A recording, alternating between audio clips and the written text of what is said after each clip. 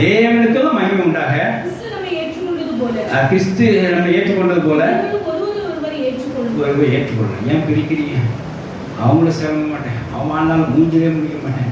ஒருத்தர் இந்த ஆட்களோட மூஞ்சிலே வாழ்க்கை முடிக்கக்கூடாது அப்படின்னு சொல்லி ஜெபிச்சுட்டு இருந்தாங்க. எப்படி தேவன் மகிமை போடுவார்? என் வாழ்க்கையிலே இனி அந்த ஆள் என் மூஞ்சிலே முடிக்கக்கூடாது அப்படின்னு ஜெபம் பண்ணிட்டு இருக்காங்க.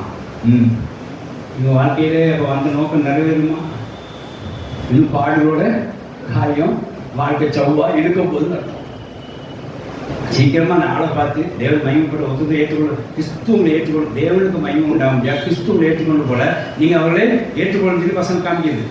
அந்தபடியே சரி வேண்டாம், சண்டை சச்சர வேண்டாம், அவங்களை ஏற்றுக்கொள்வோம் அப்படின்னு நீங்கள் தேவ மகிமையை ஏற்றுக்கொண்டீங்கன்னா அது வாழ்க்கை ஈஸியாக முடியும். என்னென்ன அப்படியே செவ்வாய் இழுத்துட்டு இருக்கும். இங்கே வசனம் என்ன சொல்லுது பார்த்தீங்களா? வாசிங்க மறுபடியும். ஆதலால் தேவனுக்கு மகிமை உண்டாக